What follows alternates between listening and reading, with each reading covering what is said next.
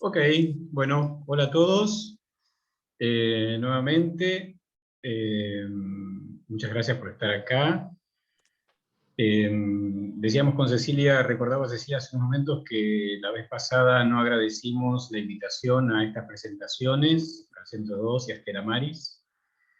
Así que bueno, agradecemos esta invitación a las presentaciones. Recordábamos también que nos habían dicho que dejáramos nuestros mails y no lo hicimos, no lo hicimos. Así que si querés decir el tuyo, Cecilia. Mi dirección de mail es lic, truco con doble c, @gmail.com. Y el mío es Uriel Mills, con ese Z, es decir, URIELMILSZ,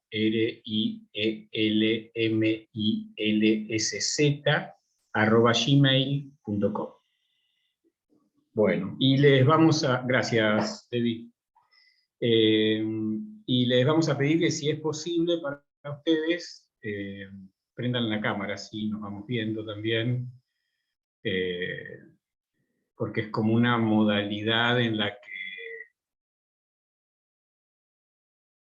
la presencia, la imagen va tomando lugar en lo que vaya queriendo decir una presencia, ¿no?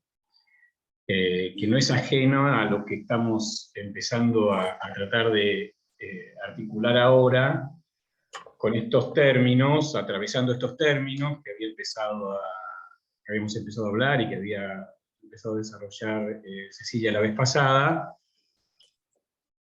porque decíamos en algún momento del encuentro pasado, se trata entonces con esta articulación de estos términos en la repetición, interceptada por la transferencia, pero antes de interceptada, construida por la transferencia, se trata de tocar la imagen, ¿no? Se trata de poder construir en el trayecto de la transferencia la imagen en la que el sujeto se reconoce para que ese reconocimiento pueda ser puesto en suspenso, ¿no? Y ver qué deviene, de qué imagen se trata. Porque algo que le pasa a un analizante es que se empieza a reconocer en otros lugares que los del padecimiento, ¿no? Y se empieza a reconocer sorpresivamente. Cuando algo empieza a suceder de una manera orientada, empieza a entrar una rareza en ese punto. Una rareza, pero que es de lo más íntimo, ¿no? Paradojal. Pero bueno, hay que ir llegando a ese punto. Para después para atravesar ese punto y habitarlo. Habitar ese lugar de entrada de rarezas, podríamos decir, de entrada de cosas nuevas, de entradas de sentidos nuevos, porque si no, en la repetición lo que entra es la fijeza del sentido, ¿no? Bien, me gustaría retomar, no sé si recuerdan que en el primer momento del encuentro pasado habíamos leído un par de párrafos que habíamos extraído de dos artículos de Freud, uno del 12 y otro del 14. Me gustaría retomar un par no todo eso, pero algunos dichos que extrajimos, donde decía en un momento Freud: la mejor manera de refrenar la compulsión repetidora del enfermo y convertirla en un motivo de recordar, la tenemos del manejo de la transferencia. Me parece pertinente volver a eso porque no es ninguna obviedad, ¿no? Se está estableciendo que la repetición en un análisis es diferente a la repetición sin un análisis. No es cualquier repetición. Entonces, lo que hace la transferencia es un llamado. Es una voz que llama. llama a hablar, pero llama a un hablar, decíamos la vez pasada, que un hablar especial, ¿no? Porque me parece que nombrábamos esto, no recuerdo, en la primera clase del seminario La lógica del fantasma, del 14, al principio, si mal no recuerdo, Lacan invita a hablar sin pensar. En un análisis, la invitación es a hablar sin pensar, pero para poder pensar verdaderamente, es decir, para que puedan haber articulaciones novedosas, no pensamientos, no cuestiones ya establecidas, fijas, sino a una apertura, es un hablar que se orienta a una apertura. Porque con eso es donde se llega a nombrar, decíamos. Entonces ahí es un pensar diferente, es otra cosa. Decíamos estos términos. Pensar estaría ahí del lado de ver, porque algo se va distinguiendo, ¿no? Ver se va sirviendo, creo que decíamos también, se va recortando, se va ubicando, se va extrayendo, se va nombrando, porque, recordábamos la fórmula lacaniana, nombrar separa. Y decíamos que esa separación es la separación respecto de lo funcional, la separación respecto de lo que está pegado, la separación respecto del hacer relación, separación respecto del hacer relación a la fijeza liminal, ¿no? En la dinámica de la transferencia, dice Freud, respecto de la transferencia, el mecanismo de la transferencia queda explicado por su referencia a la disposición de la libido que ha permanecido fijada a imágenes infantiles. Pero la explicación de esa operación en la cura no la conseguimos hasta examinar sus relaciones con la resistencia. Es decir, no cualquiera se puede analizar. Y no está determinado de antemano, en el caso de que alguien esté dispuesto a analizarse, ¿no? Un verbo reflexivo, ¿sí? Va sobre sí, no se puede determinar de antemano hasta dónde alguien va a poder, no sé si poder es el término, se va a animar a llegar, por lo que implica avanzar en un análisis, por lo que implica de tocar a la persona, por lo que implica de tocar al yo, por lo que implica de desprenderse de sí, a ver, puede quedar mal entendido así, por lo que implica desprenderse de algo de sí, ahí donde el sujeto se reconoce, ¿verdad? Narcisísticamente hablando, pero de un narcisismo solamente en dos dimensiones, simbólico e imaginario. Es la persona.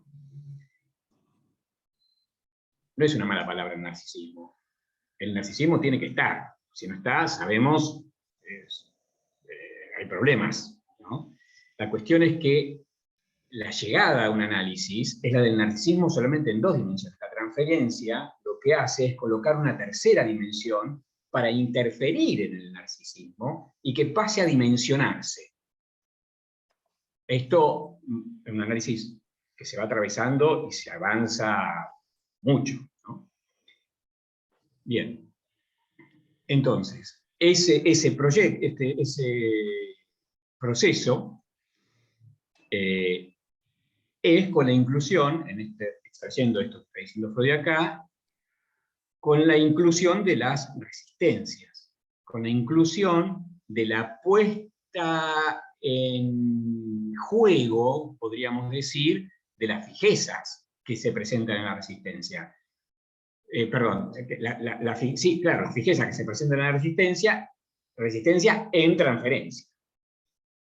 Es decir, se coloca algo artificial, que es la transferencia, una ficción, un llamado con un buen engaño, porque es ficcional, a que alguien hable sin pensar para poder encontrarse con lo que no quiere saber, digamos, podríamos decir, en el padecimiento acerca de lo que lo hace padecer. Entonces, es una ficción, la transferencia, que ofrece una revisión, una puesta en suspenso de los supuestos de sentido que taponan esa fijeza. Bien. Pero el psicoanálisis descubre que hay una suerte, que esa fijeza se repite una y otra vez. Y es con esa repetición, con esa vuelta a entrar de lo mismo, que se puede trabajar. Decíamos la vez pasada también que la transferencia en la orientación se dirige al encuentro, digamos, de la causa primera de los problemas, pero sabiendo que esa causa está vacía. Por ejemplo, muchas veces en análisis, sobre todo en buen tiempo, digamos, no solamente en los primerísimos inicios, sino en lo que serían un buen tiempo, la pregunta es ¿por qué me pasa esto? ¿Por qué hago esto? ¿Por qué? ¿No? Y esa pregunta del por qué, esa supuesta lógica de causa y efecto, es una pregunta que desorienta, porque ¿cómo se puede encontrar? Es una abstracción que no tiene de dónde agarrarse, es muy resbaladizo la pregunta del por qué. Eso no quiere decir que no se desprendan porqués, pero se desprenden por un trabajo. Pero a la pregunta del por qué, la transferencia tiene para no dejarse engañar por esa pregunta y colocar otro engaño que permita olvidarse del por qué y dirigirse verdaderamente a la pregunta de qué pasa, de qué se trata ahí. Más que por qué. ¿Qué? ¿Qué es? ¿Qué hay atrás del padecimiento? ¿No?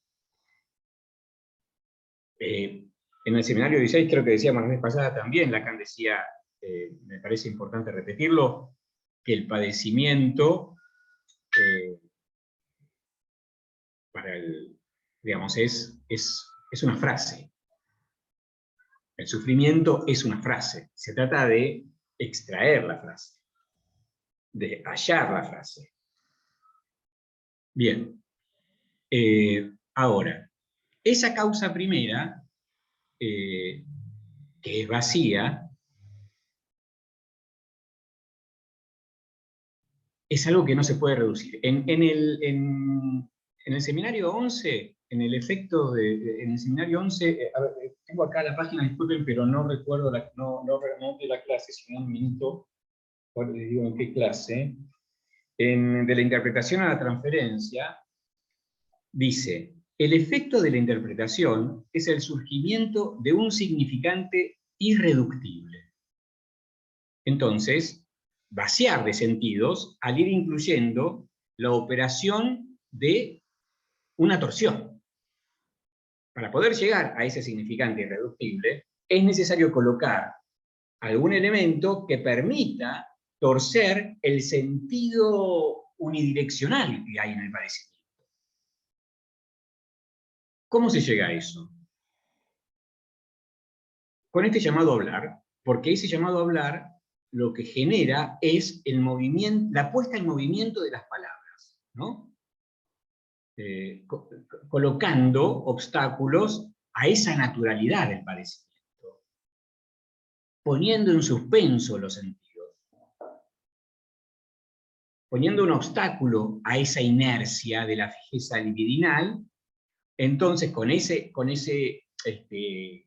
apuesta, digamos, y con esa apuesta de la colocación de un obstáculo a esa inercia, se pone un elemento, un punto, algo concreto que construye una torsión que genera un giro. Entonces, en lugar de ir siempre lo mismo, se coloca un obstáculo que permite, por ejemplo, una experiencia diferente. Perdonen, no apagué, voy a silenciar, disculpen, que permite una experiencia diferente. Por ejemplo, cualquier situación en la que un analizante empieza a dar cuenta de algo que se le repite, por ejemplo, maltrato hacia un hijo, algo se ubica y se sorprende porque en una situación que podría resultar apremiante, trata de una manera diferente a su. Ahí, ese giro, en vez de ir siempre al primer lugar, ocurre una esquina, una experiencia de doblez. Algo se puede doblar, se va por otra calle, se va por otra calle que no existía antes, ¿no? Se inventa la experiencia de ir por otro camino y eso seguro puede llevar a otro lugar. Ahora, ese giro es consecuencia de que hubo algo que se torció, un sentido que se torció. El término torsión hacia la transferencia y hacia la repetición en transferencia. El término torsión es una operación del psicoanalista. Mejor dicho, no, del analizante. De la función del psicoanalista, porque la función del psicoanalista es analizar. Entonces, puede ocurrir esa experiencia y después se trata de que el analizante vuelva a hacer entrar esa experiencia, que no pase de largo. Es algo que hay que ir haciendo entrar cada vez, porque eso también, en la medida que un análisis, el trayecto de un análisis avanza, eso también se va repitiendo. Eso también podría ser nombrado como repetición en transferencia. La repetición de las modificaciones, que van construyendo una serie, para que se pueda ir capitalizando algo, para que no quede como un mero efecto terapéutico, sino que se pueda extraer lo que hay atrás de la fijeza libidinal. ¿De qué se trata esa fijeza libidinal?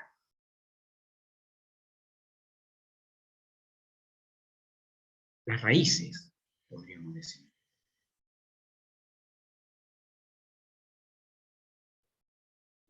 Entonces, a esa operación de la transferencia, a la colocación del obstáculo, al hacer relación, a lo emocional, el inconsciente responde con, por ejemplo, esto que decíamos, sorpresivamente, digamos, algo que ocurre, una manera de tratar al hijo, en este caso supuesto, digamos, de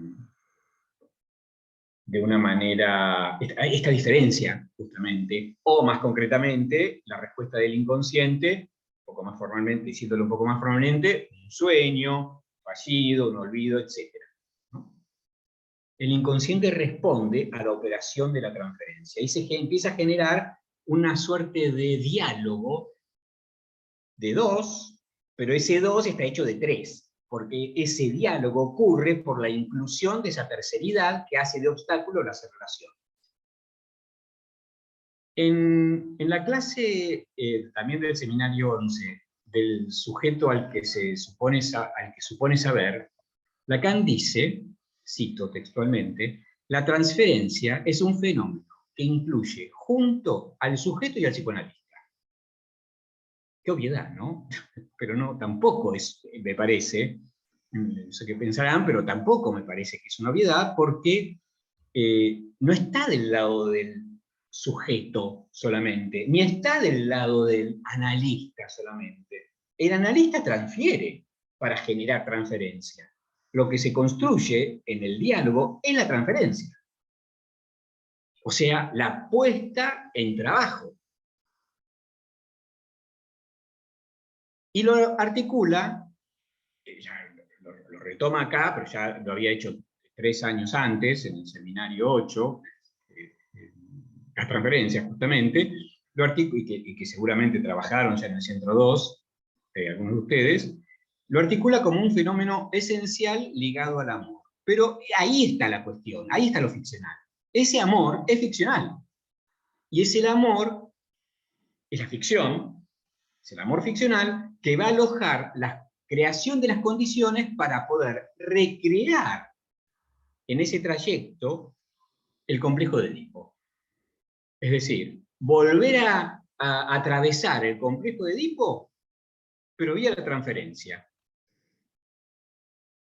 ¿Para qué? Para que puedan entrar, para que puedan volver a entrar los significantes que hicieron a la construcción de las identificaciones, los significantes que hicieron a la construcción del fantasma, por ejemplo, los significantes que hicieron a la construcción del trauma, los significantes que no entraron, por ejemplo, en fin, lo que haga a cada momento del trayecto.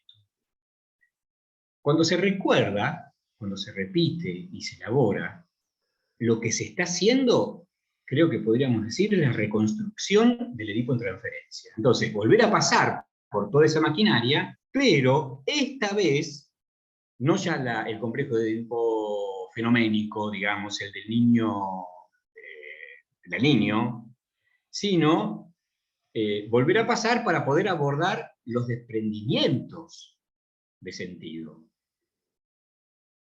Para poder abordar los desprendimientos de las fijezas generacionales que se le repiten al sujeto.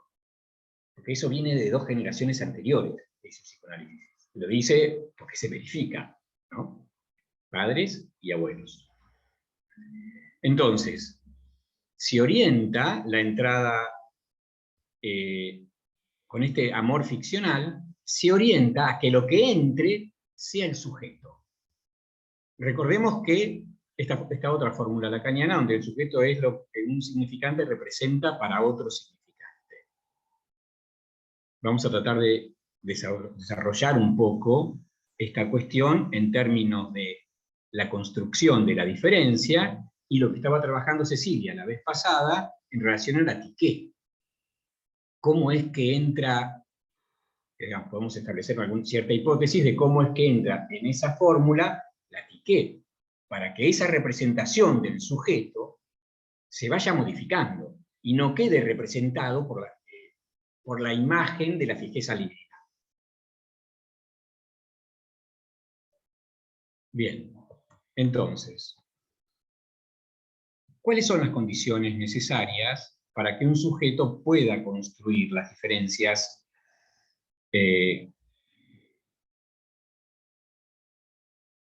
las condiciones, las diferencias que son necesarias para que no habite ese lugar de padecimiento subjetivo?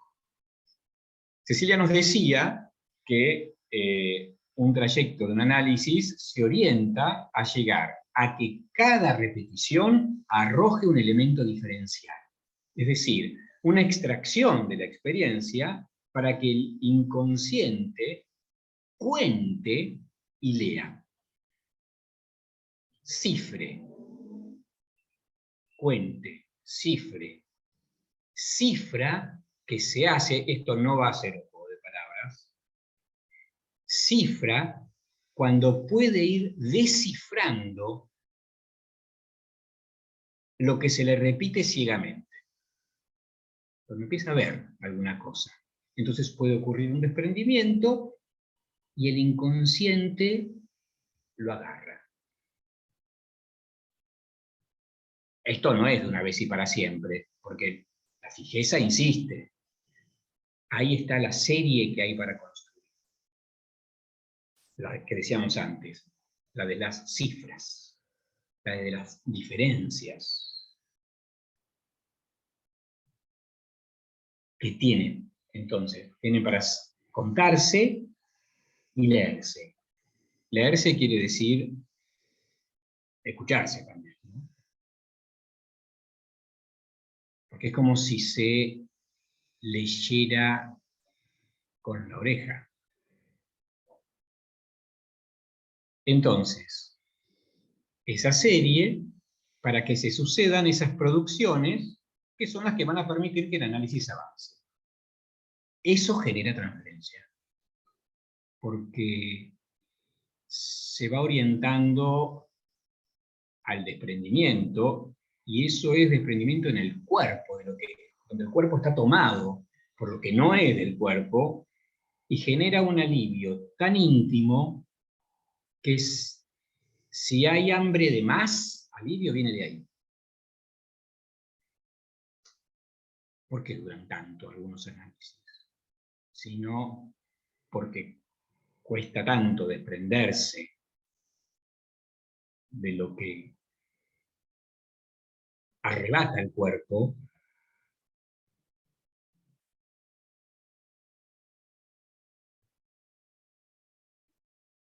y entonces ese combate entre ese arrebato y la satisfacción que se genera por obstaculizar ese arrebato,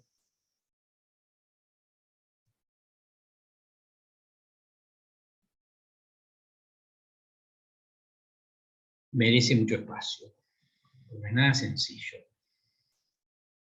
Y no siempre llega hasta las máximas consecuencias.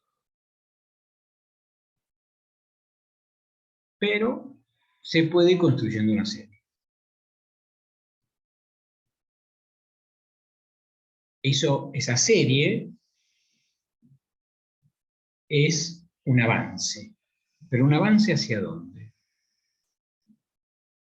Ese término avance es para tener un poco de cuidado, ¿no? Porque a veces en esta época avanzar puede quedar del lado de un empuje a lo que se le coloca al sujeto por delante, ¿no? Digamos, los objetos que quedan por delante del consumo, del capitalismo, por ejemplo, es como si el avance estuviera ahí, cuando para el psicoanálisis el avance está en lo que se despeje del objeto que está por detrás, es decir, lo que mueve al sujeto, que es el objeto A, ¿no? El famoso objeto A.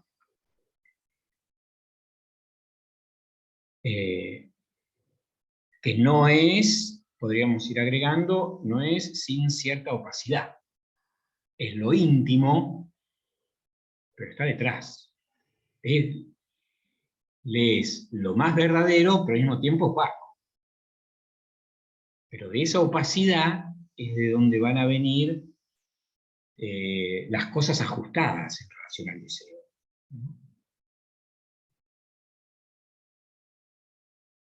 Fíjense, esta época, el término avance, lo que hace es una repetición, ¿no? Colocando el objeto por delante, los objetos por delante, es una repetición sin ninguna diferencia.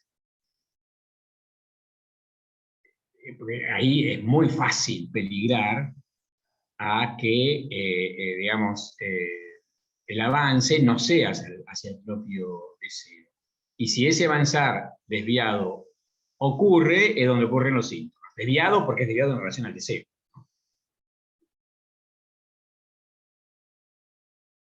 Bien. Decía Cecilia la vez pasada también, que en esto que estamos nombrando ahora avance, la verdad que no recuerdo si Cecilia había utilizado este término, Cecilia decía que era a través del tropiezo, ¿no? Es decir, a través de la repetición de los tropiezos. Repetición de los tropiezos que van debilitando las fijezas. Tropiezos que van debilitando a los pensamientos. Lo que el psicoanálisis llama debilidad mental. Debilitar lo mental para poder pensar. Hablar sin pensar es un llamado a generar debilidad mental.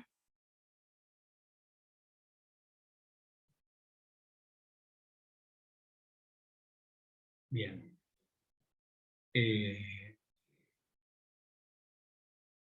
Una imagen de la que se vale el psicoanálisis para poder dar cuenta de esa operación del debilitamiento es, decíamos hace unos momentos, la torsión. La torsión, ustedes recuerdan, está incluida en esta figura de la topología que es la cinta de Moebius. La cinta de Moebius es una cinta, digamos, si giro esto, digamos, se forma un anillo que tiene una cara externa y una cara interna. ¿Sí? Estoy en una cara interna y no puedo pasar a la cara interna. Hay dos caras, pero están separadas. Si hago una torsión, la hago, ¿no? Con el papel y lo junto los extremos, lo que va a suceder es que, bueno, no sé, ahora vamos a tomarnos unos minutos porque hacer la torsión, y más es siempre difícil con papeles, tan difícil como en un trayecto de psicoanálisis, porque no es nada sencilla la torsión, las torsiones, cada torsión que hay que realizar. Bien, veamos si sale, es posible que no salga.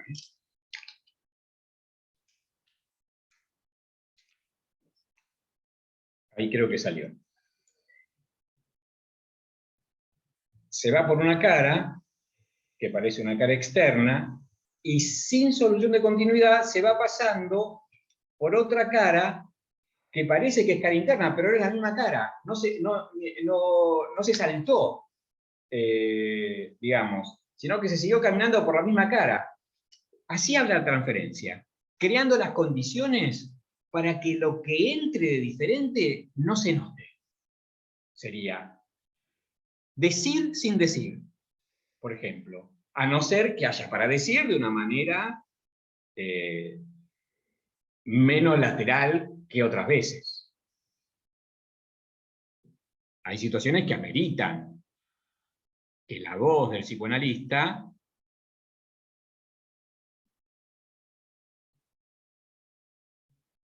toque otros armónicos, podríamos decir. Bien. Esa torsión que hace, está hecha de un decir sin decir a través de la colocación de elementos que van permitiendo pequeñas diferencias. Cecilia también traía la vez pasada este elemento con el que trabaja el psicoanálisis, que es la diferencia infinitesimal que trabajó Leibniz. Esa diferencia que se da en la articulación de dos variables que permiten el trabajo de avanzar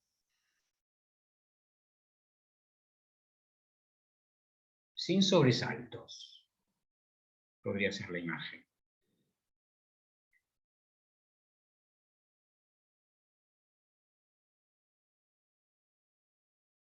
Es decir, la articulación de variables que van permitiendo acceder a una novedad respecto a una cuestión que se le repite al sujeto, pero aparece algo novedoso, o ir aproximándose a escuchar alguna cosa que el sujeto no quiere saber de sí. Digamos, esto tiene que ser cuidadoso, infinitesimal, porque si no lo que se genera es rechazo. Confrontar con la verdad genera rechazo, no se escucha nada, empuja al acting, no sirve absolutamente para nada. Entonces, digamos, la ficción es un asunto de cuidado.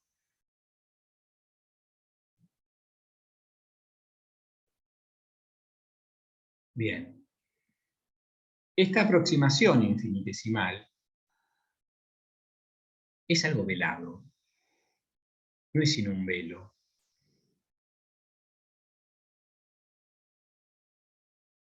No puede ser crudo. Si no, no va a haber desprendimiento. Y si hay algo velado, no se puede prometer que van a haber desprendimientos, pero sí se puede decir que se pueden crear las condiciones para que quizás ocurran.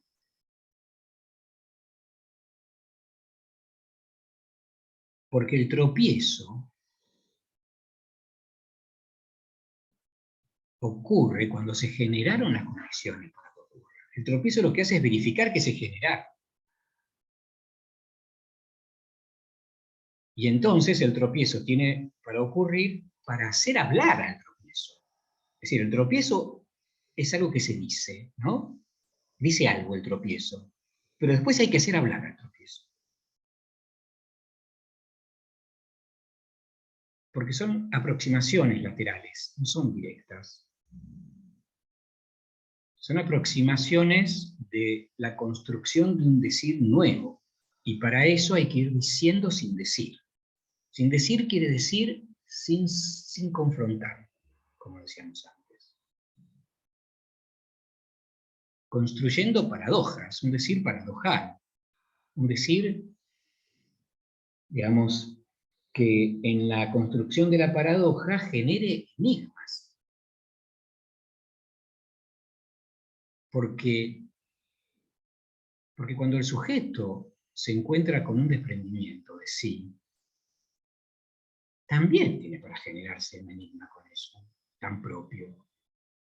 También la imagen nueva a la que se va arribando se constituye como un enigma para ir por más. Porque si no se rigidiza ese lugar al que se llega. Y de vuelta estamos en la misma. Y a donde, digamos, pulsa la ficción de la transferencia, es esa pulsación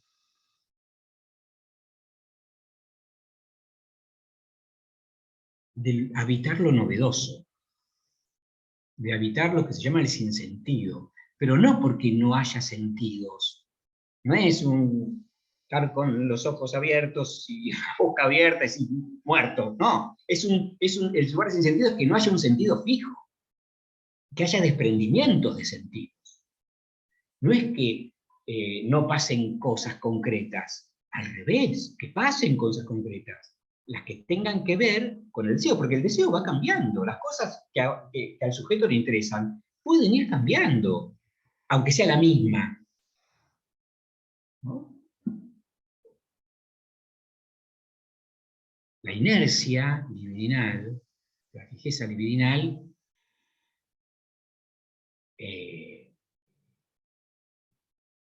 se resiste a ese lugar de lo vivo.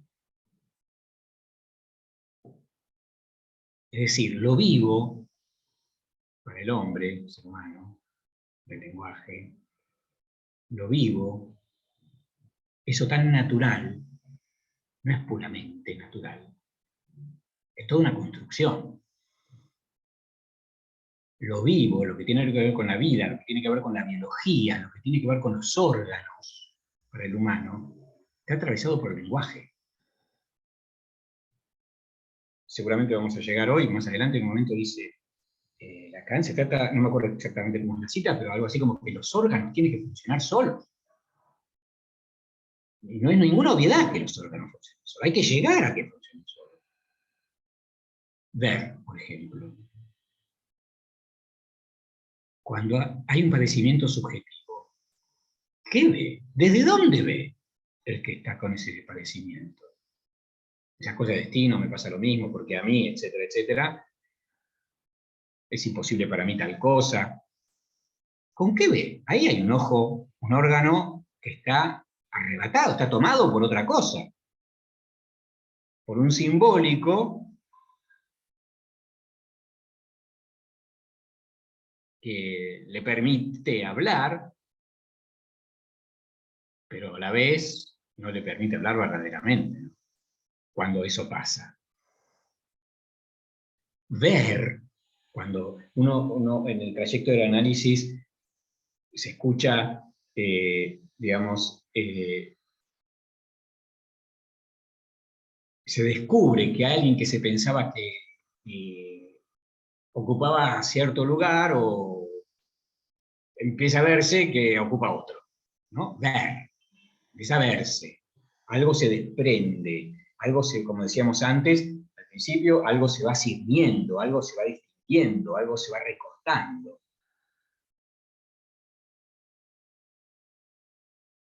Bien.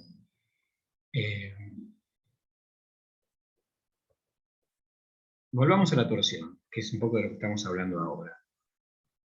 Esa torsión, ese elemento, ese punto que genera un giro, o que se dirige a generar un giro, es una experiencia, una operación, que se orienta a ir más allá del nombre del Padre. El hecho de que el trayecto de un análisis no sea, como decíamos antes, sin la reconstrucción de manera ficcional del complejo de Edipo, es para que pueda volver a hacerse de ese significante del nombre del Padre, pero esta vez, es decir, en el trayecto del análisis, que pueda desprenderse de los contenidos neuróticos que impiden que las cosas no sean fijas. Es decir, hay otra fórmula lacaniana que es, se trata de tener, no me acuerdo exactamente cómo es el término, el nombre del Padre, no se trata de no tener el nombre del Padre, sino de poder servirse de él. Es decir, servirse de la función del nombre del Padre, es servirse de la posibilidad de colocar el obstáculo al hacer relación cada vez. Y que entonces ese significante del nombre del Padre se multiplique, se dimensione, tome volumen. Eso quiere decir que las cosas no sean fijas para alguien. Entonces, la transferencia para la construcción, porque ustedes recuerdan, en complejo de Edipo se trata de la construcción de la metáfora paterna, ¿no? La transferencia para la construcción de la metáfora paterna en análisis, y entonces el desprendimiento del falo, que es otro de los significantes primordiales. Sabemos que el verbo de la enseñanza de Lacan nombra al falo de distintas maneras, muchas. También falo es, el falo operatorio, es diferente, es otra manera de nombrar este obstáculo que estábamos diciendo hoy al hacer relación. Algo que impide hacer relación para que sería en la fórmula de sexuación del lado macho, para que pueda ir, que pueda ocurrir la operación sobre barrar, dividir, poner en suspenso, no creerle más a lo absoluto de lo que se llama la mujer. Ahí donde no hay ninguna fisura sería. Ahí donde hay una entrega al otro con mayúsculas de una manera absoluta. Barrar ahí, separar. Eso es con el falo operatorio para dirigir a esa función de la barra sobre el la, que va abriendo a un campo diferente, a un campo abierto, a un campo donde puede entrar, que se llama el campo femenino, donde puede entrar lo novedoso para sí mismo. No lo novedoso para otro, lo novedoso para sí. Eso es lo importante. Entonces, una manera de nombrar el falo, creo que podría ser dejarse llevar por la potencia de las palabras. No alcanza con el falo del Edipo para avanzar hacia el propio deseo. O digamos,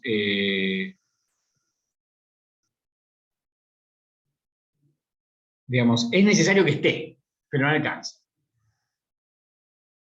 Dice en otra clase del seminario 11, que se llama La línea y la luz, dice Lacan, no se trata, la extraje, pero no está entera, está un poco dividida. Hay algo que no coloqué, pero no importa. No se trata sino de la relación con el falo, en tanto que falta a lo que podría haber de real en aquello a que apunta el sexo. Es simplemente esto, la operación de faltarle a hacer relación. El padecimiento subjetivo, que es el universo del hacer relación, tiene hambre de hacer relación. El problema está que en el caso del neurótico se entrega a eso. Le cree a eso. Forma parte de esa, como decíamos en otro espacio, permiso, Cecilia, con Cecilia pertenecemos a una comunidad de psicoanalistas que se llama El Potaje, y estábamos trabajando, me parece que era como ahora estamos trabajando la instancia de la letra, unos textos que trabaja Toté en relación a la instancia de la letra. Susana Toté, una seminarista que falleció recientemente. Decíamos que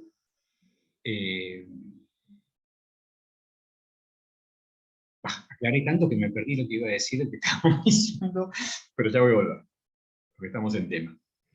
Bueno, el falo como obstáculo al hacer relación. Yo, si me acuerdo de vuelta, vendrá.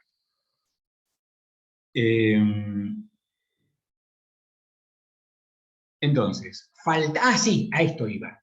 Decíamos ahí que justamente, en alguna oportunidad, decíamos ahí, justamente como si en el padecimiento que se repite generacionalmente, las cosas ya están escritas. La cuestión es que el sujeto, en la medida que se va escuchando, se va avivando de lo que hace, avivando, tomemos de ahí la palabra de algo vivo, ¿no?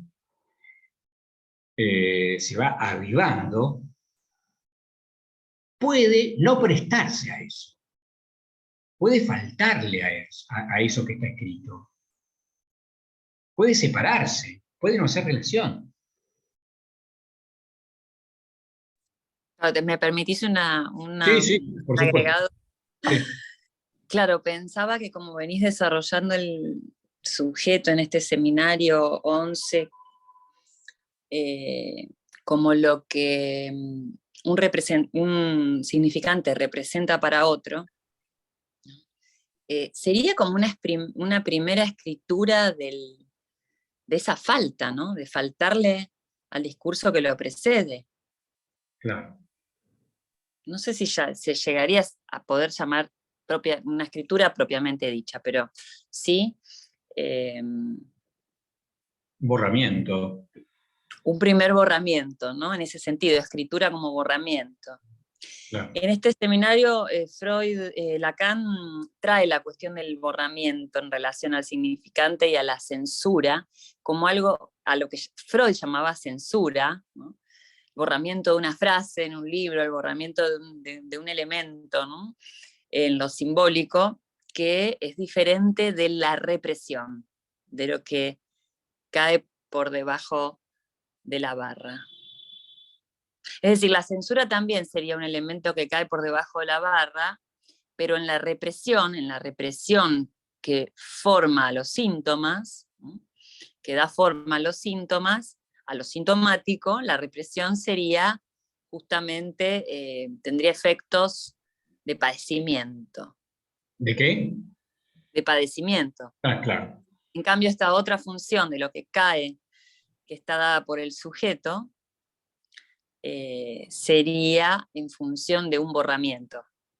En ese punto me parece que vas esbozando una diferencia, ¿no? Claro, exactamente. Porque en otra fórmula dice que escribir es borrar.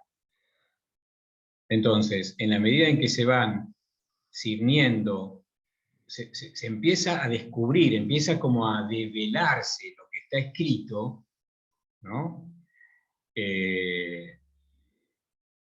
Esto es un significante. Y lo que esté atrás de ese significante. Se borra la adherencia a ese significante. Y eso escribe algo nuevo, ¿no? Te dirigías a eso, ¿no, Cecilia? Sí. Y en ese punto de borramiento ya y de sujetamiento al significante, se comenzaría a escribir algo del orden de la libertad. Claro, claro. Claro. Porque la libertad es sin saber. Pero es ese saber que es sin saber. No es un sin saber desorientado, sino que es el efecto de no rechazar la causa de deseo.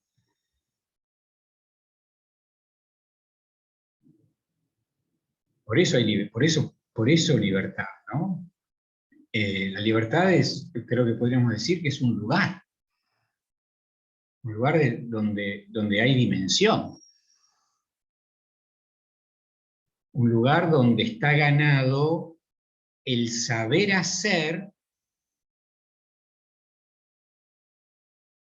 con la falla, incluyendo la falla, no tratando de taponarla, incluyendo la falla para faltarle a la falla. ¿Cómo se le puede faltar si se le incluye? Bueno, la experiencia verifica que es así, no hay otra manera, digamos. Faltar la falla sintomática, ¿no? Pero justamente que quede incluida, que hay falla. Bien. Entonces, estábamos diciendo esto acerca de la falta que hace a la diferencia, que hace a este borramiento que decía Cecilia, y que entonces hace, como se trata del lenguaje, a que haya un cuerpo distinto. En el resto de los seres vivos, de los animales, del reino animal, el funcionamiento de los órganos es instintual. Como decíamos recién, sabemos que para lo humano el funcionamiento es un efecto de encuentro con el lenguaje. Y es ese encuentro el que puede hacer síntoma. Y no puede haber conmoción del síntoma, no puede haber conmoción de la fijeza que arrastra el síntoma, si no es desde otro lenguaje. La transferencia aportando, creo que se decía la vez pasada, una otredad, creo que había utilizado ese término. Algo que Lacan llama otro.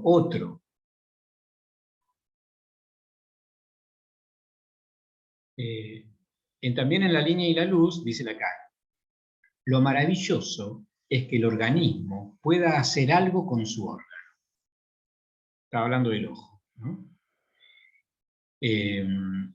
Ustedes saben, hay una muestra en este momento, que se las recomiendo, en el Museo de Arte Moderno, que está en San Juan y Defensa, de un artista plástico que tiene un poco menos de 50, 45 años de tener, 26, se llama Eduardo Basualdo, que a mí me gusta mucho. Hay una muestra ahora muy hermosa, es un gran dibujante, que hace instalaciones muy bellas, hay una muy bella ahí puesta, donde creo que se llama Iris la muestra, o algo así, y hay cantidad de rostros, perfiles, con ojos y movimientos, y los ojos están vivos. Es muy interesante de ver, porque parecen imágenes un poco siniestras a veces, pero después me quedaba pensando y es un ojo que ve solo, un ojo despejado, ¿no? Muy interesante, la verdad que se los recomiendo. Y ahí es cuando ver no es nada obvio. Pero hay que llegar ahí.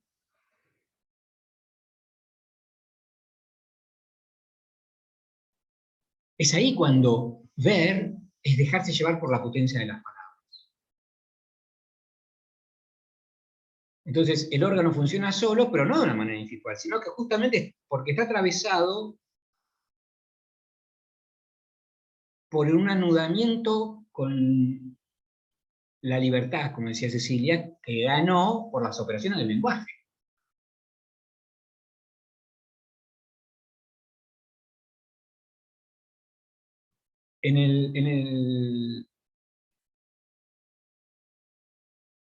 Tengo la página, pero no la clase nuevamente, la página 108.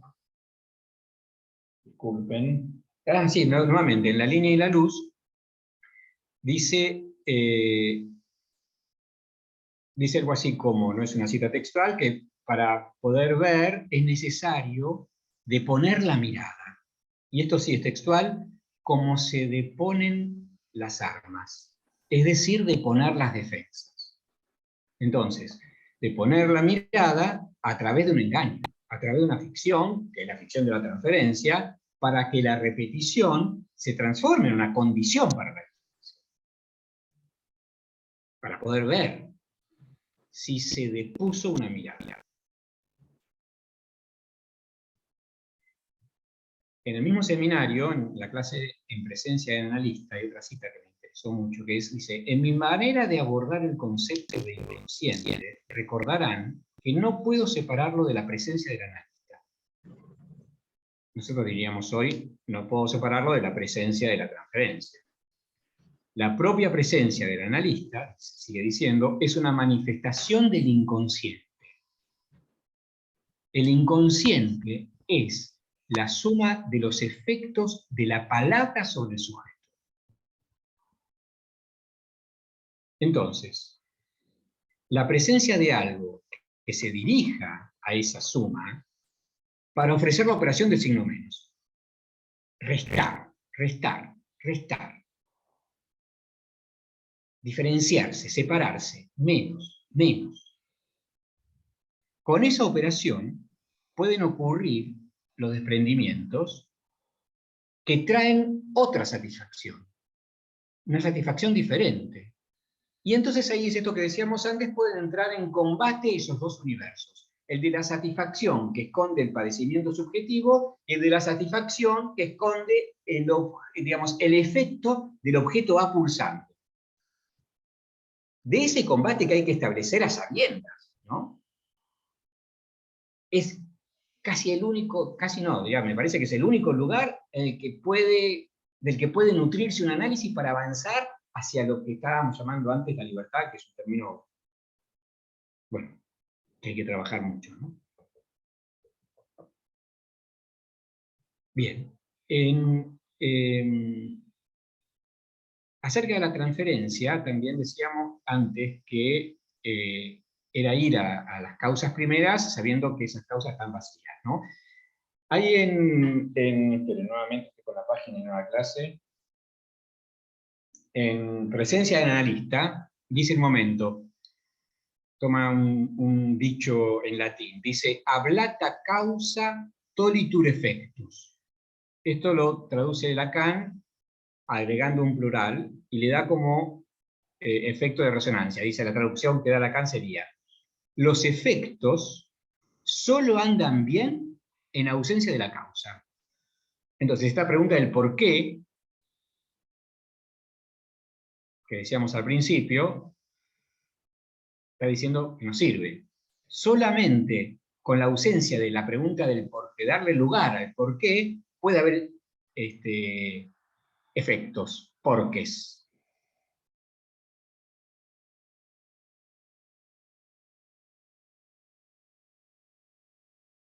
Esto es también una función del engaño, no permitir que se instale la pregunta del por qué. El engaño para que pueda entrar un imposible. Porque hay imposible. Que es la prohibición del incesto, ¿no? También en presencia del analista, respecto de la torsión, Lacan ubica que ese punto de torsión que interpela la inercia de la falla sintomática familiar viene desde las generaciones anteriores. Pero eso que viene desde la falla sintomática, digamos, que viene de generaciones anteriores, no se repite de manera igual de generación en generación. Entonces el sujeto tiene para separarse de algo de sí, por eso decíamos al principio esto, tiene para separarse de algo de sí, es como, hay un término en el seminario 10, no recuerdo la clase en la que está, seguramente lo trabajaron el año pasado, que se llama separtición.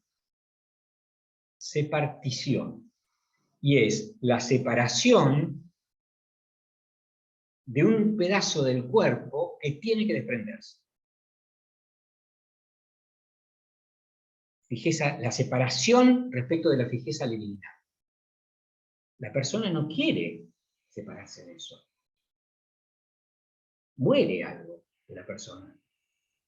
Eso toca la identificación. Que muera algo de la persona.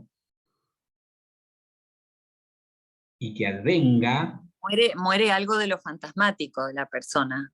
De lo fantasma, claro, no de la persona biológica. No, claro, sí.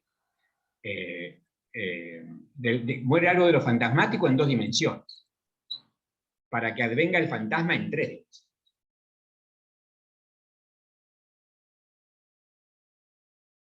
Bueno.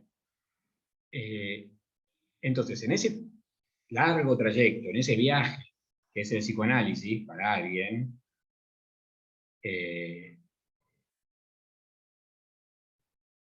van ocurriendo las repeticiones siempre, hasta que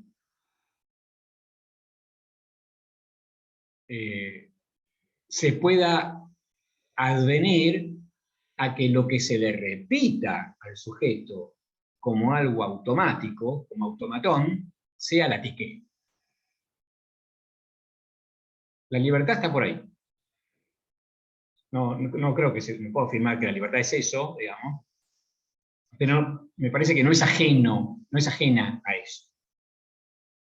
No sé, Cecilia, interrumpí, si querés, digo. Entonces, es ahí cuando lo automático es la tique, si se puede decir así, que el camino para que ingresen los hallazgos, el camino para que ingrese ese universo de constante diferencia, que no quiere decir hacer cualquier cosa, sino interpelar la fijeza, sino despejar para que haya un campo abierto para el deseo, que no quede en el aire, sino que toque tierra, donde el sujeto pueda pisar ahí, pueda apoyarse en eso de sí, para dejarse llevar por lo que va a advenir como un hallazgo para sí.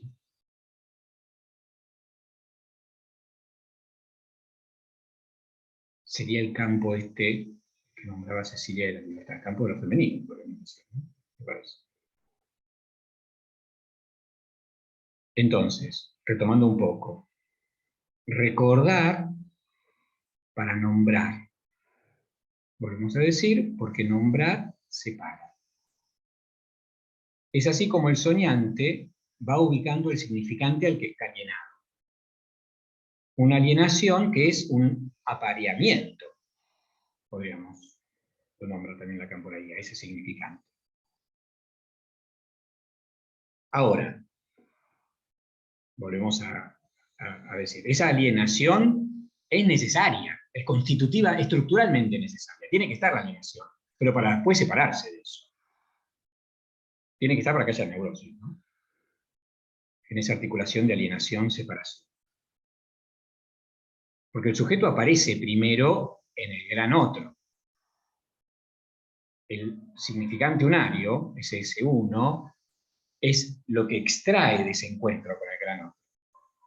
Es decir, el bebé tiene un primer encuentro con la madre, y de ese encuentro ocurre un resto. Ese resto que ocurre es el significante unario. Y si tomamos la fórmula que decíamos antes, que el sujeto representa al sujeto para otro significante, queda establecido que el sujeto está dividido estructuralmente. Entonces aparece cuando aparece, pero aparece desapareciendo. Es el fading del sujeto, ¿no? Entonces, hay una cuestión en la que, en esa articulación de un significante a otro,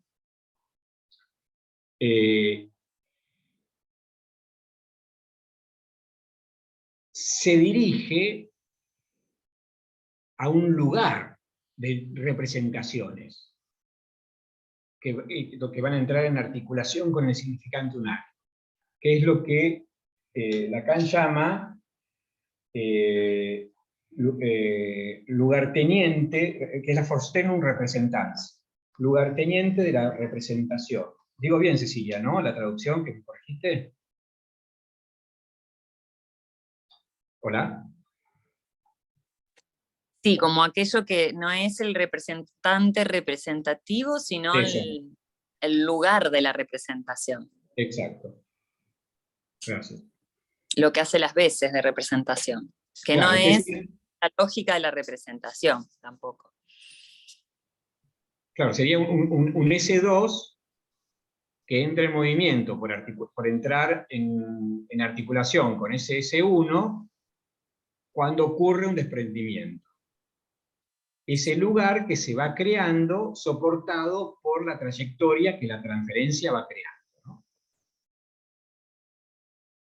Ahora, todo esto que estamos diciendo, si hay predisposición del sujeto a llevar adelante ese viaje. Sin predisposición, no hay transferencia que sirva. Tiene que haber hambre de diferencia. Entonces, con la repetición, podríamos decir, para ir concluyendo y charlar unos minutos si quieren, ¿les parece? Algo que no hace pareja, que es la transferencia, aunque sea un diálogo de dos, es algo que no hace pareja, para que se pueda generar la diferencia. Diferencia que está hecha de un doblez del significante, porque algo en un punto concreto se torció. Esa torsión genera que la rigidez se interpele, entonces algo se ablanda. Entonces permite un doblez, y ese doblez genera una la imagen, ¿no? De un doblez se genera una interioridad. Una interioridad que ocurre porque hubo un desprendimiento de una fijeza, que como decíamos antes, después va a tener que entrar, para que pueda ser contabilizada, que pueda generar un enigma, para que incluso ese S2 se convierta en un enigma para el sujeto. Enigma que va a dar ganas de más, de seguir avanzando.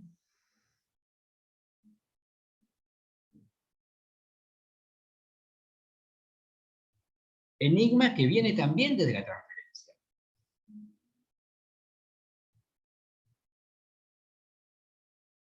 Para que esos desprendimientos, además de enigmas,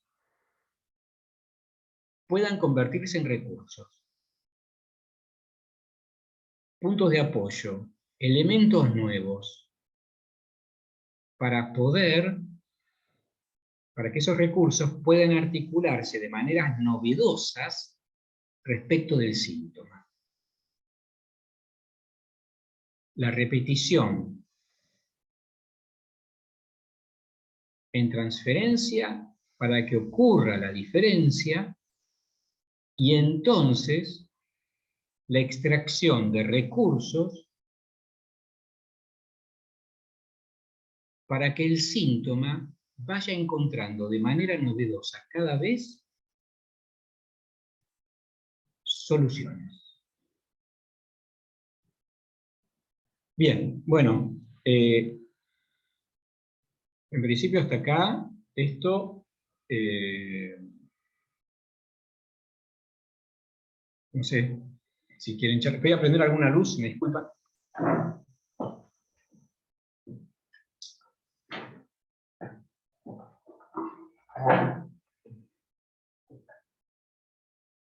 Vamos a abrir a conversar unos minutos, si quieren. O Cecilia, ¿querés, antes de eso, qué decís? Daría lugar a las preguntas. Hay algo que se escribió en el chat Ah, en algún momento. A ver si se puede leer. Para, Dice, ¿hay algo de lo cartesiano en sentido que ser y pensar no son contemporáneos?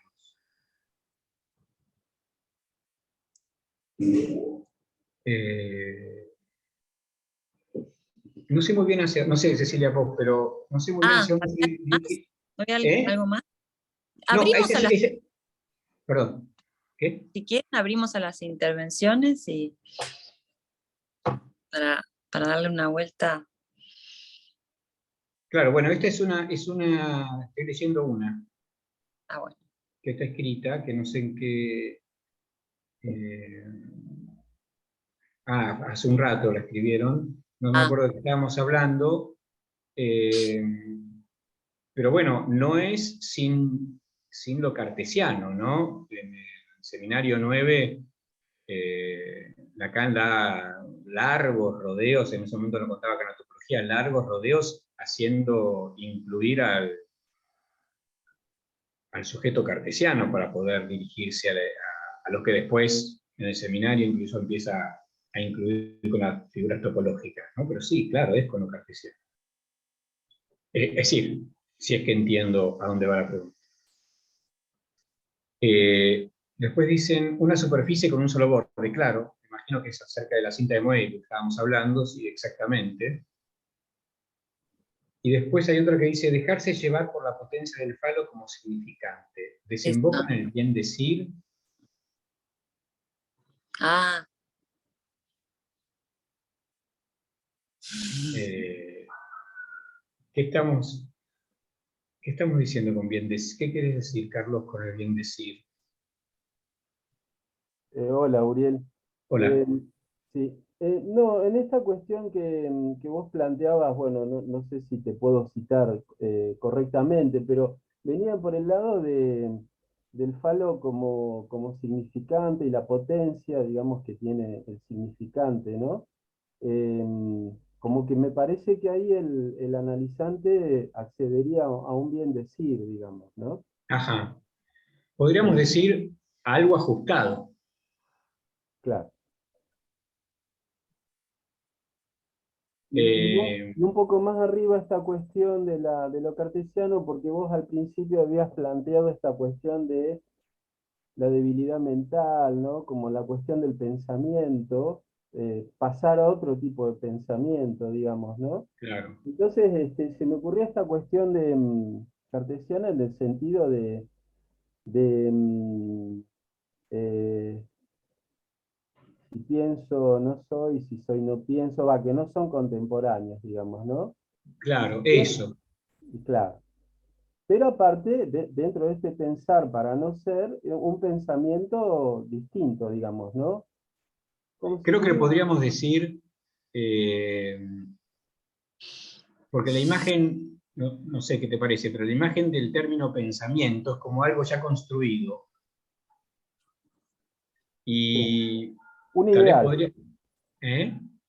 Va más por el lado del ideal, digamos que pensar en análisis sería un mal pensamiento, o un pensamiento que tropieza, que no va a ningún lado. Este, Claro. a mí Hay que todo el tiempo distinguir, me viene todo este tratamiento que hace Lacan con, bueno, yo lo llamaría, lo que él dice la connerie, digamos, ¿no? total, Unir, claro, exactamente. Bueno, lo que pasa que no es sin la boludez, que esa es la traducción, ¿no? No es sí, sin el hablar de la boludez que puede entrar la tiqué, el tropiezo. ajá, El tropiezo que trabajaba Cecilia acerca de que entre lo que no, el accidente de que entre lo que no quiere entrar.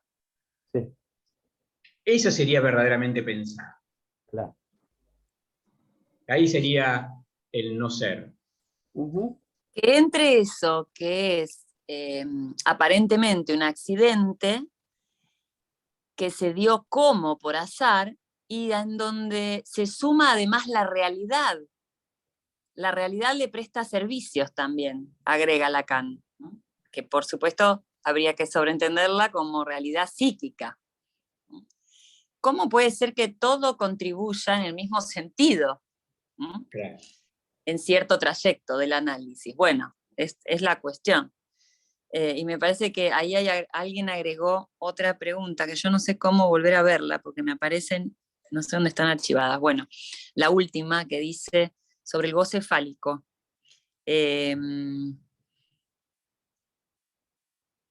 ¿La ves vos, Uriel? Perdón. Bueno. Dice, hola, goce fálico, es decir, que pasó por la castración. Es muy interesante planteado así. Claro, en relación a lo que estaba desarrollando Uriel y esto que agrega Carlos, desde ya sería con el operador, con el falo como operador, ¿no? Con el falo operando para efectuar el desprendimiento que hace a la potencia, que vuelve al significante una potencia. Y que es esa la operación con respecto a la castración que un discurso como el analítico puede proponer, ¿no? Y puede hacer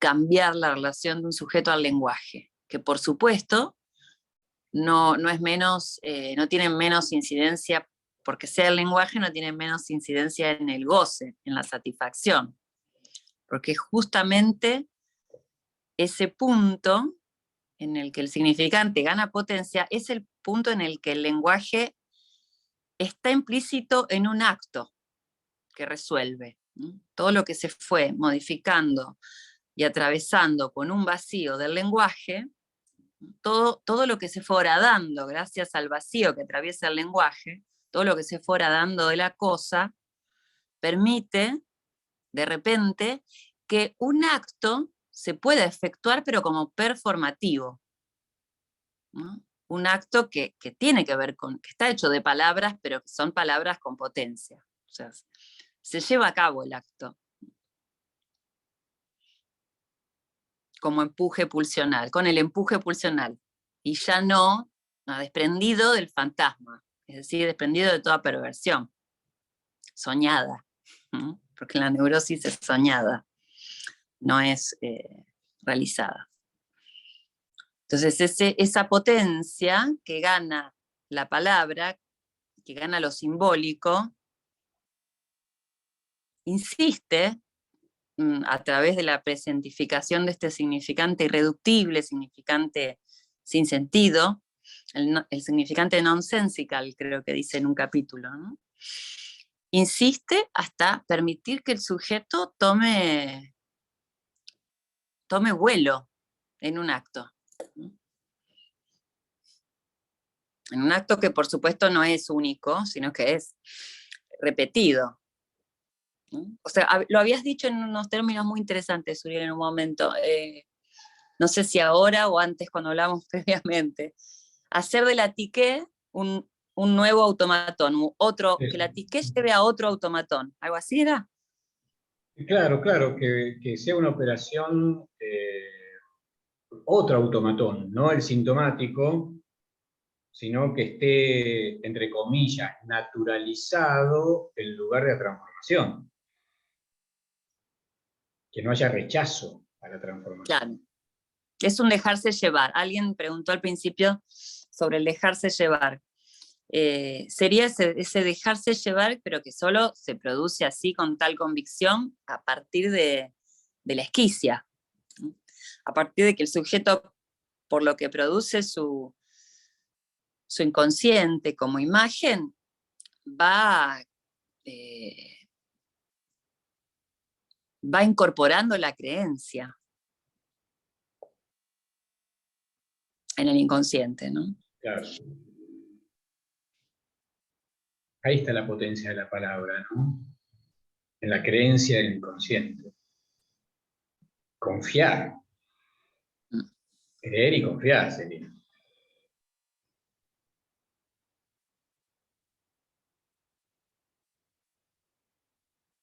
Bueno, no sé qué piensas, Cecilia, pero parece que con esto último que dijiste me parece tan fuerte que podríamos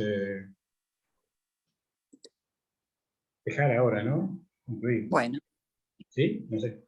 ¿De acuerdo? sí, sí. Bueno, por mi parte, muchas gracias. Un gusto. Por mi parte, hasta luego. Muchas Muchas gracias. gracias a todos. Hasta luego. Saludos. Gracias. Buenas tardes.